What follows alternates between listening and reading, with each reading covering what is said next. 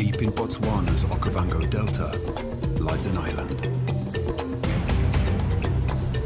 It's a place of permanent water and rich grazing. Desirable territory for many.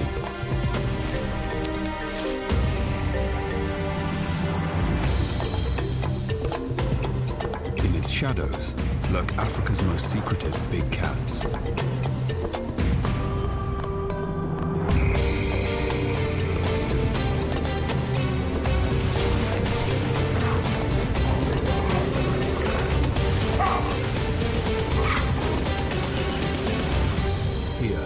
Three leopards are forced to share the same territory and live an increasingly uneasy coexistence. They are drawn together by the shifting seasons, leading to tension, drama, conflict, and tragedy.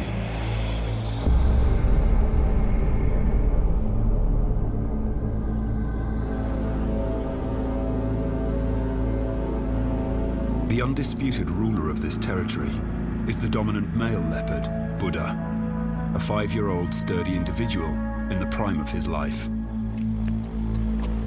Moving in and out of Buddha's domain is one of his females.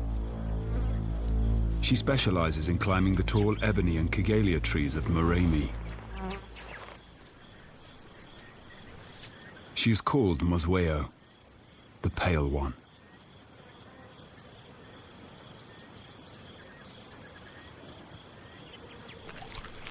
Tipa, their 3-year-old son, walks a dangerous line within his parents' territory. According to leopard law, he should have moved on by now to fend for himself, but he's still around. Lingering between Buddha and Mosweo can only lead to trouble.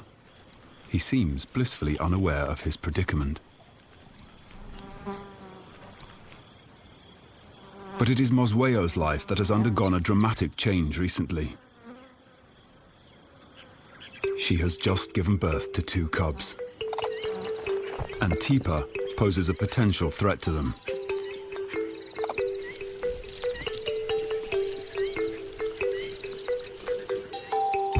Her litter emerges from her carefully concealed den. She has fared well so far. Her 2 cubs were born in a bountiful summer.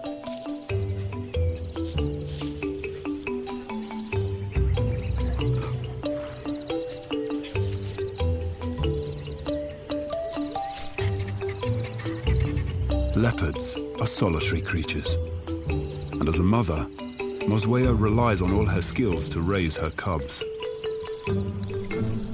In general, leopard cub survival rate is below 50%. The majority of losses happen during the cub's first year of life, while the leopard mother leaves to hunt. It's a harsh reality that leopards have to contend with every time they give birth. Mosweo has no choice but to leave her cubs to find food. From her last litter, Tipa is the only survivor. He's an adolescent. He still lingers near the den site, familiar with his birthplace, frequenting the paths of his youth. Up to now, Mosweo has tolerated his presence in her territory. But the time has come for him to move on.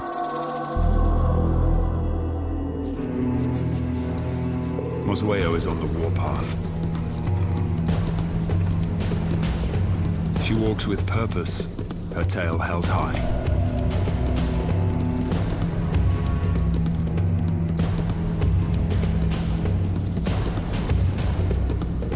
The time has come for her to sever the bonds between them forever.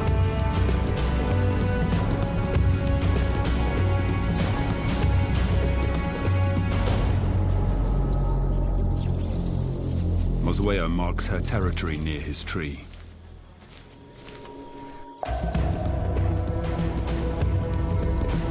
The hostility towards her son is plain to see. Their relationship has degenerated into open conflict. Teepa still bears the wounds from an earlier clash. Even though he is now bigger than his mother, as her son, Teepa remains relatively submissive. Reluctantly, he leaves the area. But unwisely, he'll continue to linger on the edge of his mother's territory. As he moves into a neighboring woodland, he stumbles on a mortal enemy.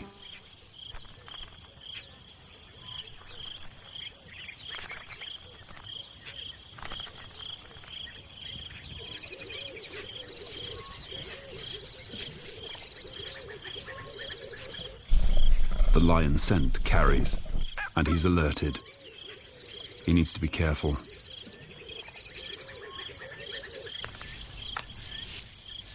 His first few days in unfamiliar territory are dangerous, and he's extremely vulnerable. Lions are the leopard's biggest threat. Not only would they kill cubs, but they'd tear Teepa limb from limb. He has to skirt around them silently. With the threat to her cubs dealt with, Mosweo can now concentrate on the one thing she does best: hunting.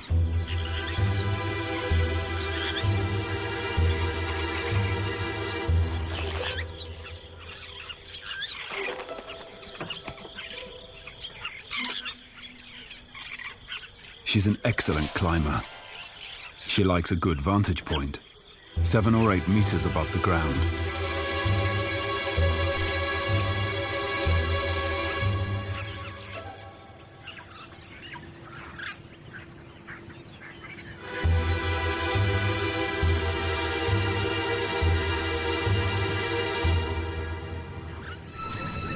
The leopard is the only big cat that uses gravity to hunt.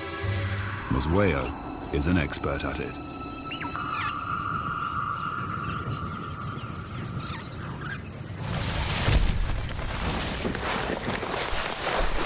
This technique is quick, quiet, and efficient.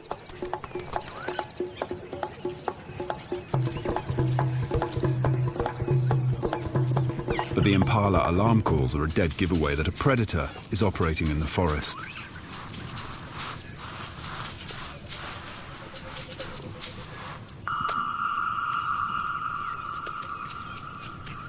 The hyenas have heard the commotion. She needs to hide the kill before they see her. They hunt in packs. They're strong and aggressive. Worse, hyenas kill leopard cubs. She cannot let them find her den.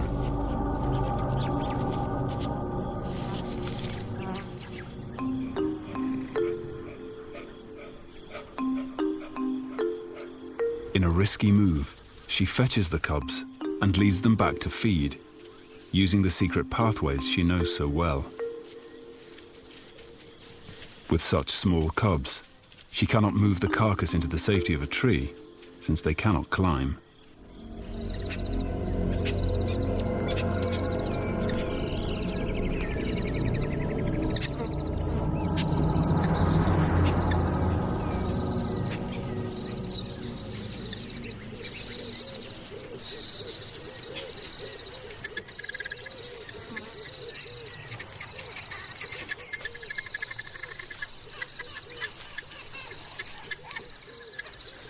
Down on the ground, they are all exposed to danger. Staying well hidden is their only option.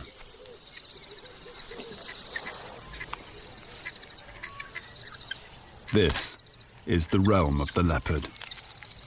Camouflaged in the broken and dappled scrub, they can feed, undisturbed, for a while.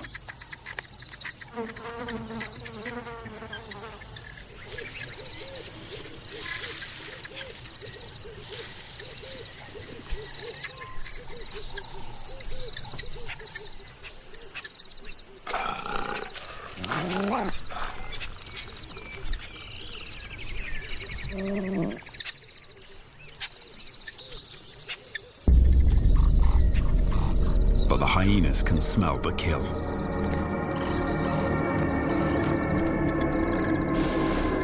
Their circle around the scent tightens. Mosweo has to act quickly and decisively. She has a plan. Get the hyenas to focus on her and draw them far away enough for the cubs to leave the kill.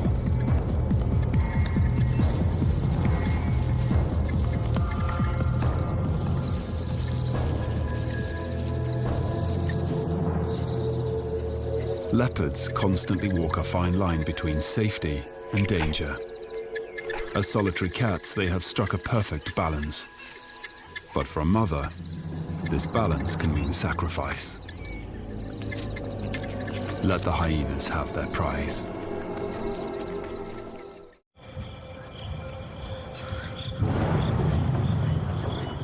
Dead Tree Island changes radically with the seasons.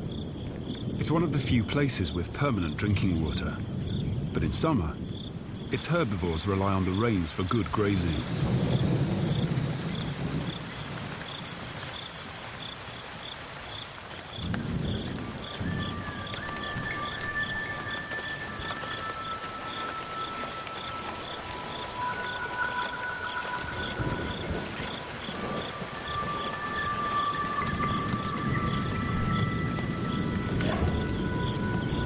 The effects of these storms are felt across the Okavango and beyond.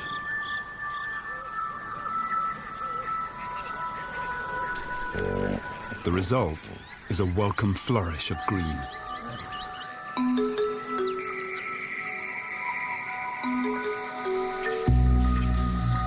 Fresh leaves, grasses and shoots sprout, and animals leave the forest and spread out into the surrounding floodplains.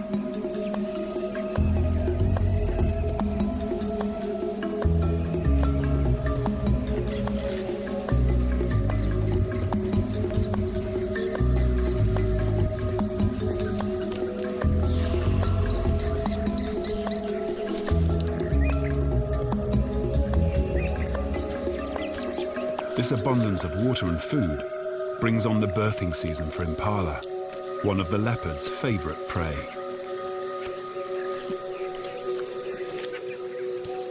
It happens during a time guaranteed to supply the best in nourishment and protection, minimizing the stress on the young, their mothers, and the herd.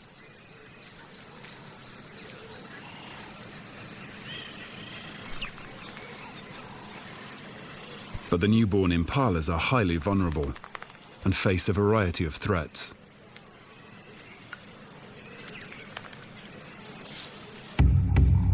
The African rock python is another of Dead Tree Island's expert hunters.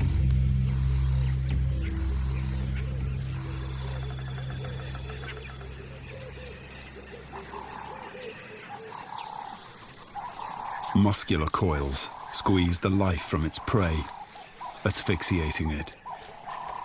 It swallows the calf whole by extending its jaws using specialized hinges.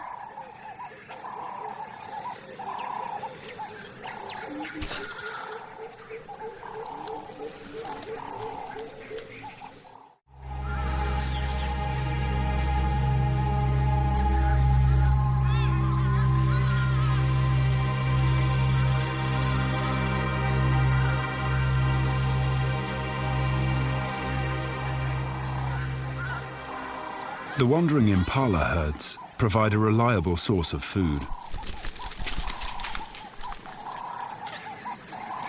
Mosweo has killed one during the night and has hidden the fresh carcass in a thicket where she feeds quickly.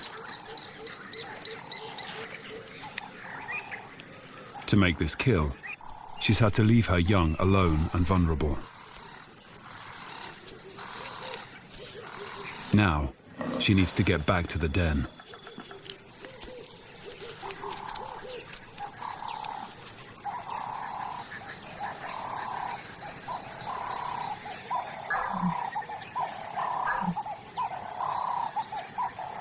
As Mosweo approaches the den, she senses danger.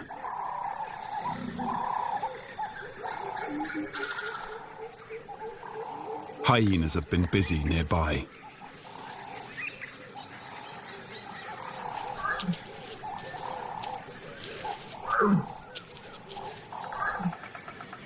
Her gentle calls are low and don't carry far. meant only for the ears of her cubs.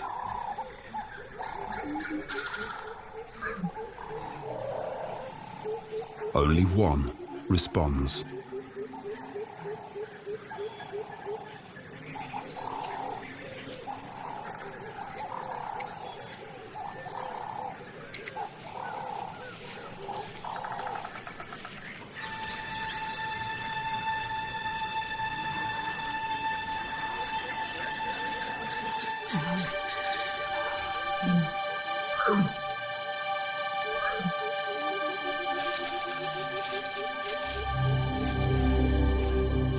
The nightmare of all mothers now falls on Mosweo.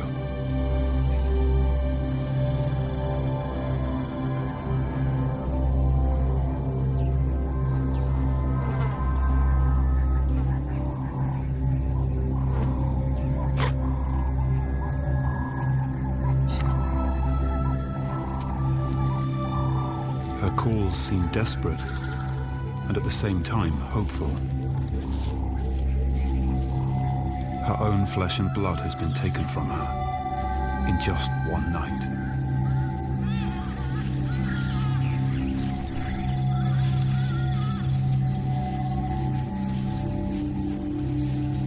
She has no option but to move on.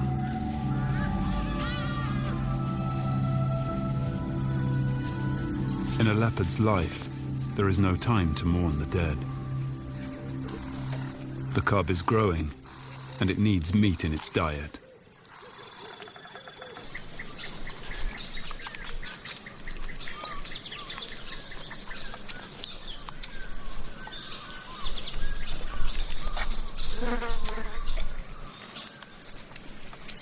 The well-being of this lone cub now hinges on Mosweo's intimate knowledge of this area of the Okavango.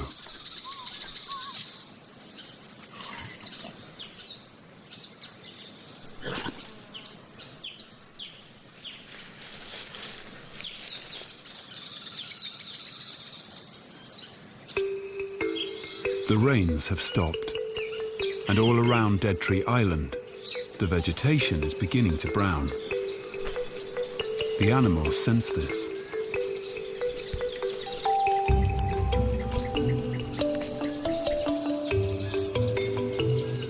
Seasons determine behavioral patterns, and each species responds differently.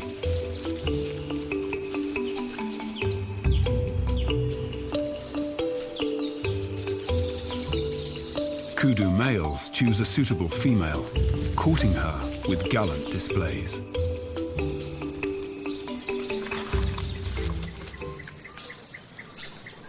Tipa lurks in the undergrowth. He's strayed back into his original territory. The kudu are distracted and oblivious to any threat.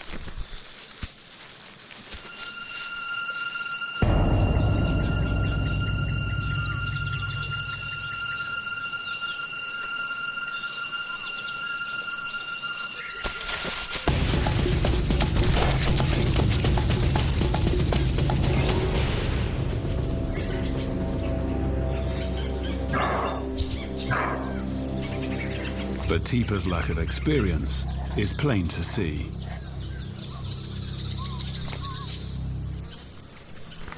Perhaps he's still too young to realize he shouldn't expend energy on the unattainable.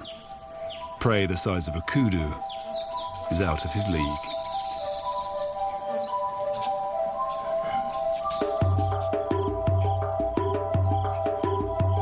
Flocks of quilias announce the onset of winter, the dry season.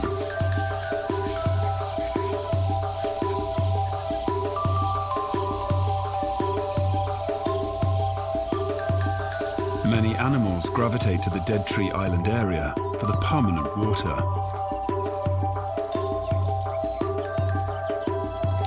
This harsher season allows for at least one miracle. The Kigelia tree blossoms to life. It offers a precious winter treasure.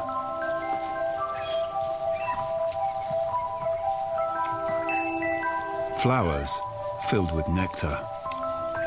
Baboons drink from the crimson chalice.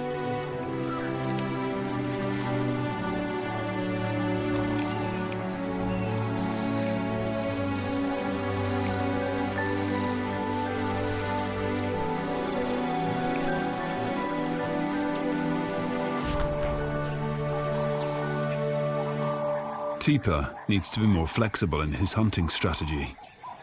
He has to learn to anticipate his potential prey's movements. Baboons are messy eaters, and soon the impala move closer to feed on the flowers that carpet the ground. He silently watches and waits.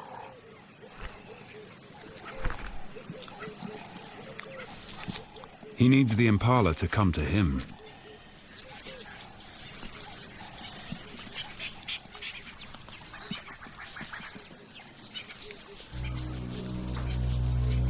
But the marauding baboon troop has singled out his tree.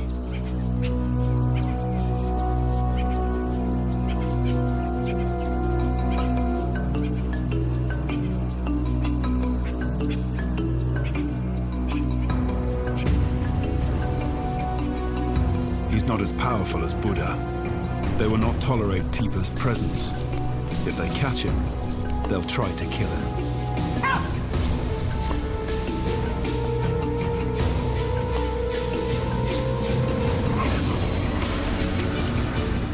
He cannot risk a confrontation. An injury may cost him dearly.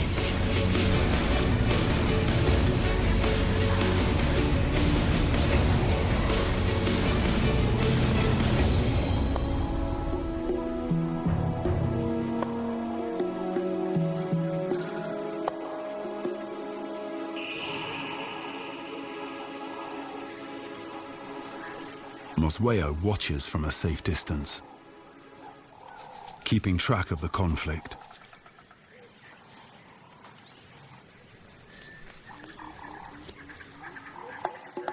She follows Teeper's prey now.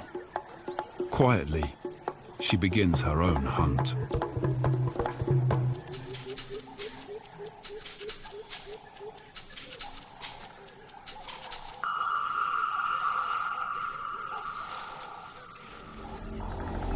She finds a tree ahead of the herd, hoping that the flowers will draw the impalas beneath her.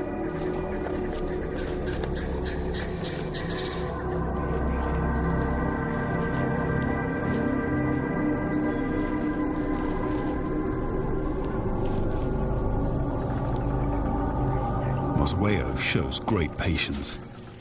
She watches the antelope's moves and identifies her target.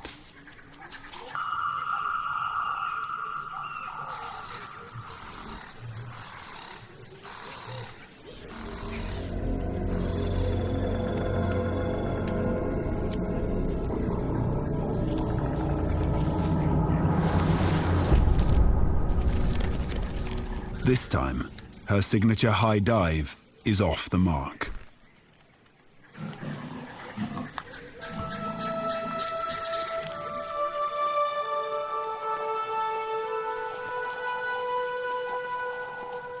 With her cover blown, the impalas keep a watch on her. Her annoyance is obvious. So much energy wasted for nothing.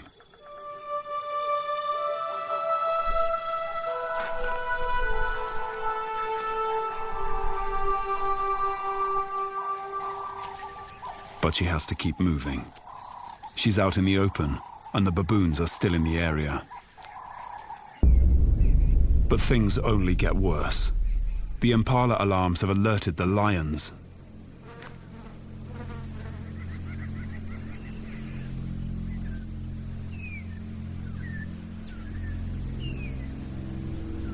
Mosweo is forced to play a game of cat and mouse to get back to her den without giving its position away. Teeper's reluctance to stay away from his mother's territory is causing chaos. His blundering kill attempts have multiplied the pressure on her.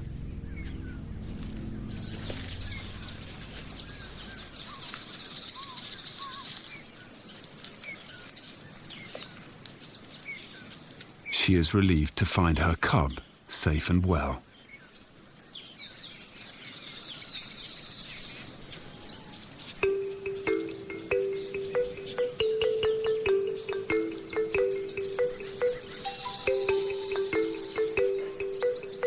She decides to move to a new den site.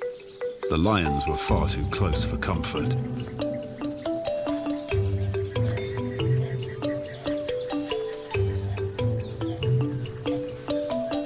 Her remaining cub, now 5 months old, is showing her character. She loves playing with her mother's tail. It's a good test of reflexes.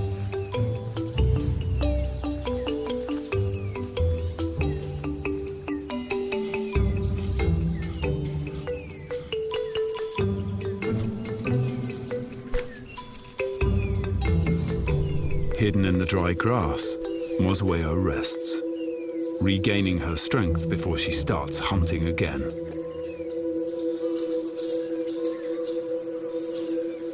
For the moment, all is well with mother and cub. They're secure in the new den.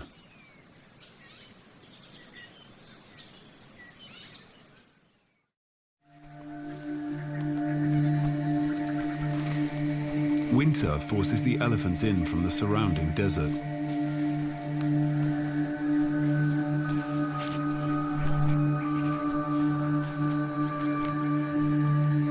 Lechwe gather here too. Water is their ally. In these last pools, they are safe from most predators.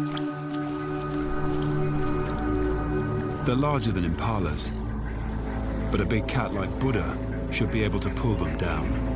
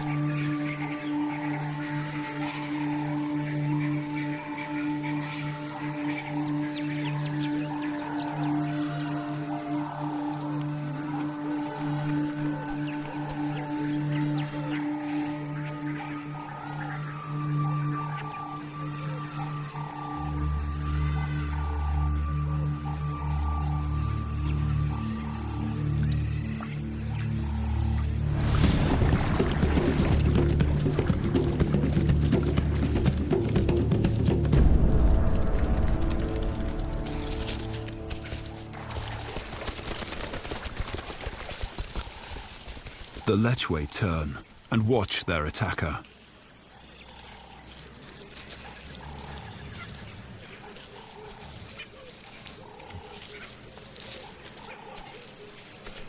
They take in his smell, burning it into their brains for future reference, making sure Buddha leaves the area.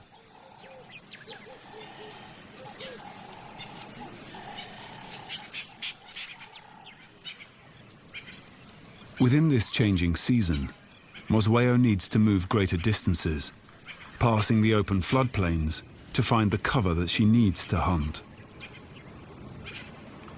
She's following the movements of her prey, but so are the other predators.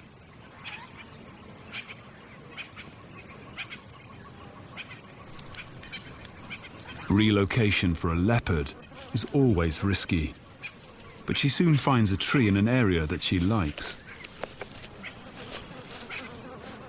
From this vantage point, she can see the breeding herds of elephants steadily moving into the delta.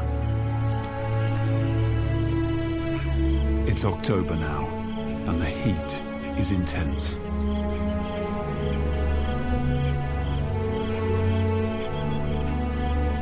The floods that brought life to the region have almost all evaporated now.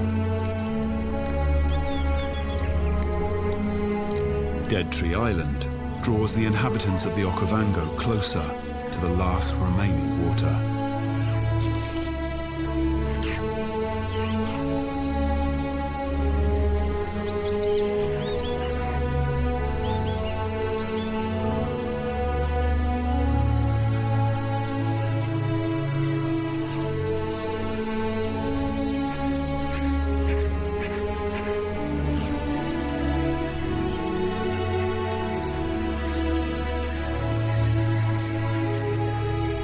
The last flooded pans now hold the fate of all these characters.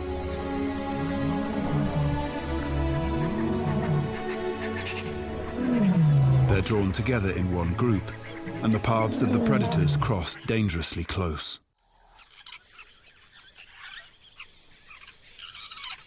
Mosweo's cub is now at an age where she begins to explore further. It's high time she learned how to climb.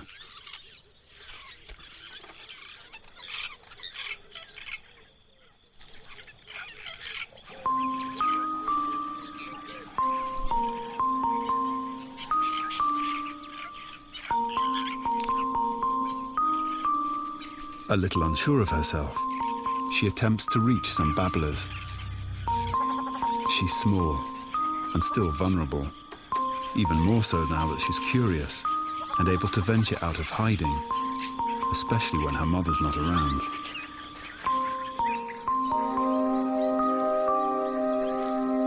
Mosweo is far off, hunting. She doesn't often come to this part of the island, and she leaves her mark to enforce her presence.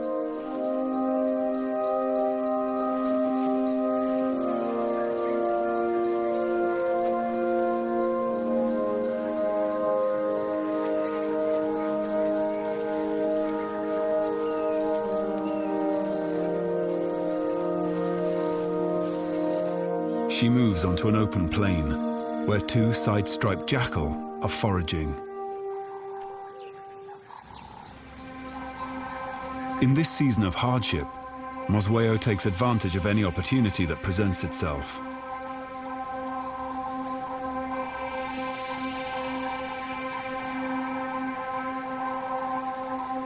Although not normally a prey item, the jackals quickly become a target.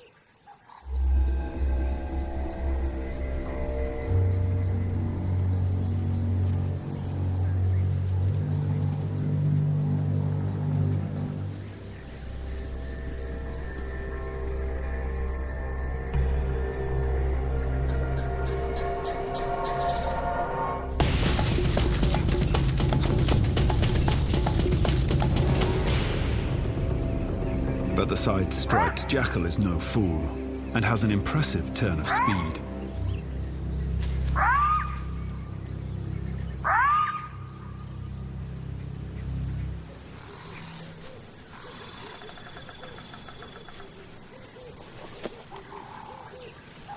Irritated with her failure, she leaves her mark and moves on.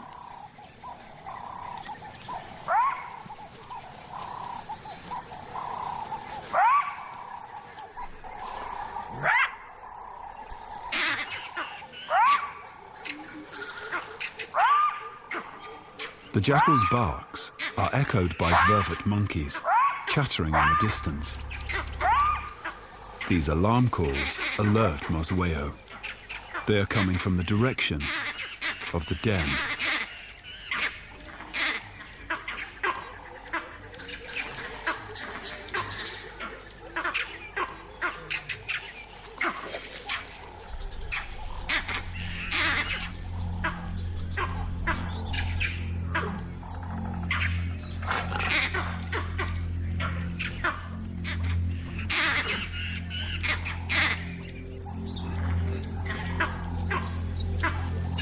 Mosweo treads lightly as she moves closer to the place pinpointed by the monkeys.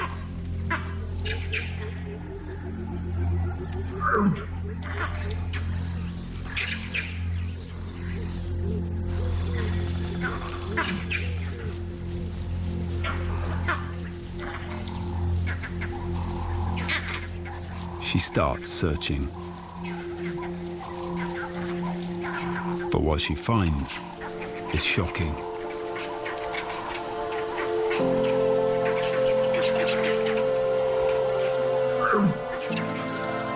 Her cub has its back leg caught in a tree, and its pelvis has been broken.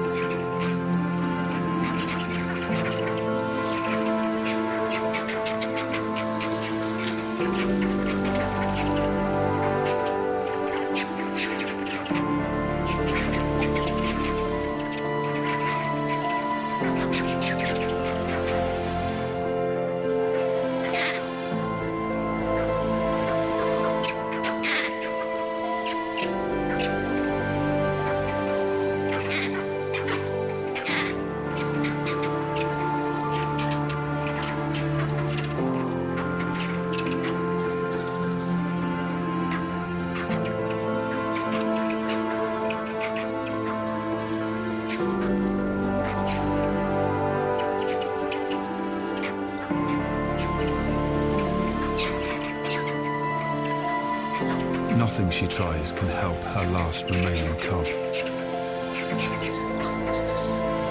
No gentle nudge, no affectionate encouragement, perhaps an invitation to a last game.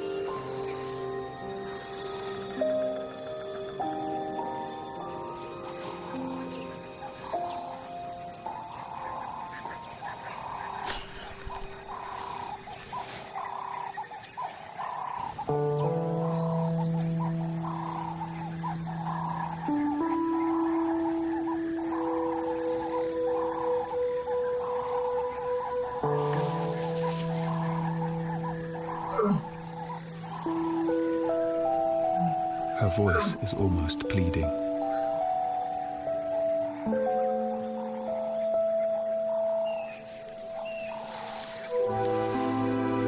A last attempt, and the cub's leg is freed.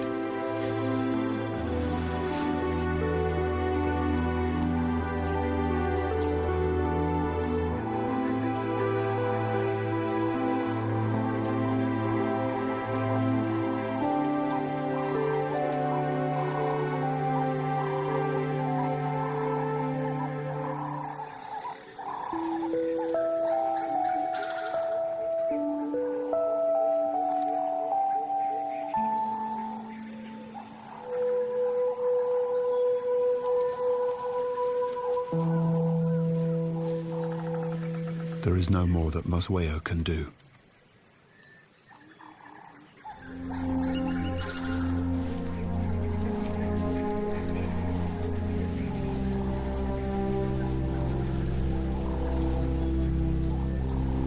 With all her remaining strength, the cub pulls herself to her final resting place. But her mother has already decided to leave this traumatic scene behind.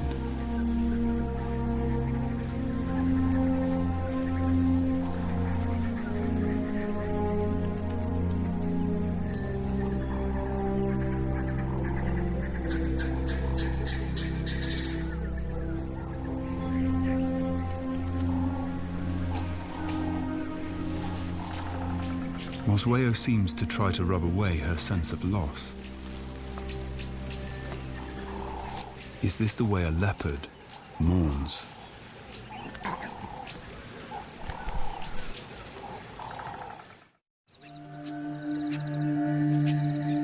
The heat builds. The rains are coming. Buddha treads on new ground. He is following an interesting scent. One that he cannot help but find irresistible.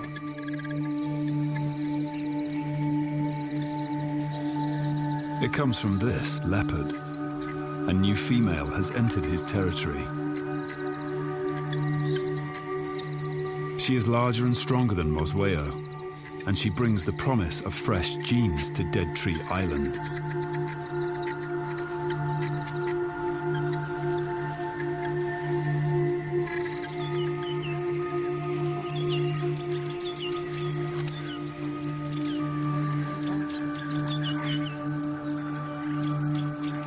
On the fringes, Mosweo watches with alarm.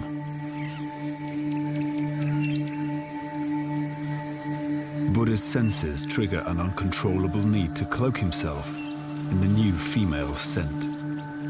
Hers is not any smell. It is the perfume of a female in estrus.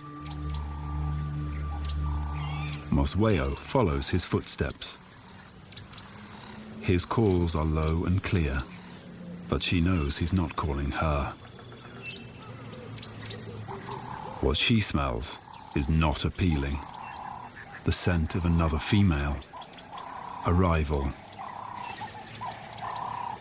Instinctively, Mosweo tries to mask any hint of her challenger's presence, but she's too late.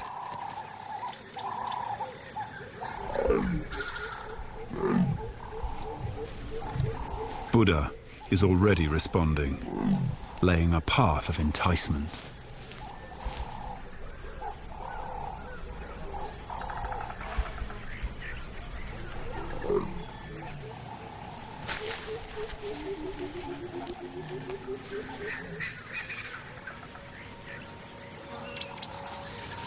The new female is quick to take up his invitation.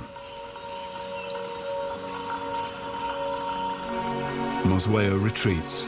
Her efforts are futile.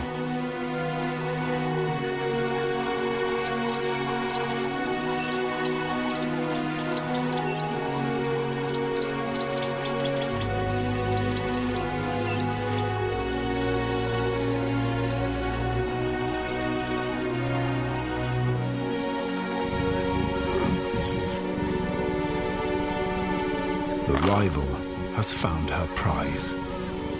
She makes contact with Buddha.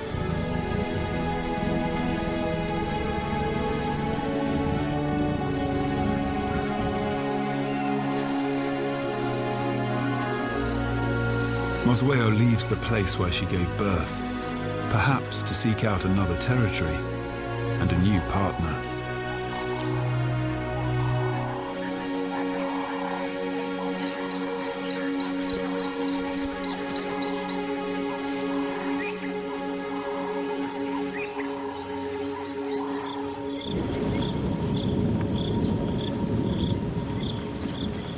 The dry winter finally breaks.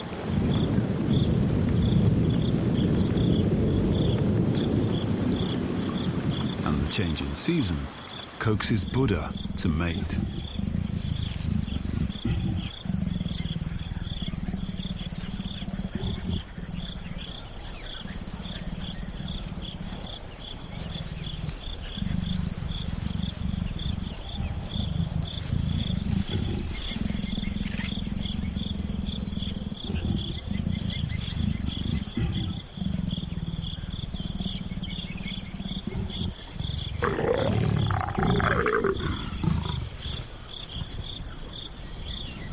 A new era begins for the leopards of Dead Tree Island. They mate for days, and by the end of it, the new female will hold the seed of new cubs.